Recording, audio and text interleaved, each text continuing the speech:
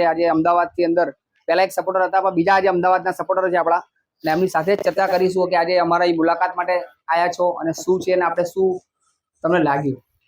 શું નામ છે આપનું? હિરેન ભાવ સર. હા, શું કહેશો તમે અમદાવાદથી અહીંયા આગળ આવ્યા, તમને કેવું આનંદ લાગ્યો? અહીંયા બહુ સરસ છે, કોઈ નાત જાતનો ફેર નથી. બધા વ્યક્તિઓને જે ભોજન પૂરું પાડવું રાખવું આ બધું એક મોટી સેવાનું કામ છે.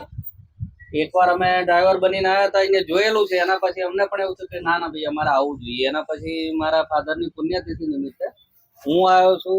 અમારા ભાઈ છે અને એમના અમારા બેના ફ્રેન્ડ છે, એમને પણ કીધું ભાઈ અમે ગાડી લઈને આવ્યા છે તો તમે પણ સાથે આવો. એટલે અમે ચારેય જણ અહીંયા મુલાકાત લેવા આવ્યા છે.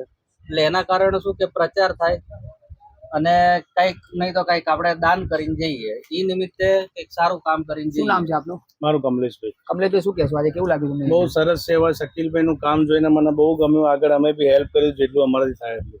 શું નામ સરસ આપનું? શકીલભાઈ. સંજયભાઈ. સંજયભાઈ, શું કહેશો? બસ કામ જોઈને આજે આ લોકોની સેવા થઈ રહી છે, અદ્ભુત સેવા થઈ રહી છે અને આવી સેવા આજે શકીલભાઈ આગળ કરે અને અમે જેટલું બને એટલું સપોર્ટ કરીશું અને મદદ કરીશું. સમીરભાઈ, શું કહેશો? તમારી સેવા ધન્ય છે ભાઈ. અચ્છા, એવું છે. બીજું કોઈ કરી ના ધન્ય એક નંબર. અહીંયા આગળ અમને જૂના કપડાં પણ લઈને આવ્યા છે અને ઢોકળા પણ લઈને આવ્યા છે અમદાવાદના સ્પેશિયલ. એ શકીલભાઈ બધાને ખવડાવજો અને યથીશક્તિ પ્રમાણે દાન કરવાના છે મને, તો આપ પણ અમને ફૂલ લઈને ફૂલની પાકડી આપીને આવજો. અમદાવાદથી લોકો અહીંયા આગળ આવ્યા છે આણંદની અંદર, તો આણંદના દરેક મિત્રોને, ખેડા જિલ્લાના હોય કે દરેક ગુજરાતના દરેક વ્યક્તિઓ આજે મારા વિડીયો જોવે છે, તો આપ પણ એક દિવસ અમારા આશ્રમની મુલાકાત લો અને યથાશક્તિ પ્રમાણે દાન કરો તેવી આશા રાખીશું.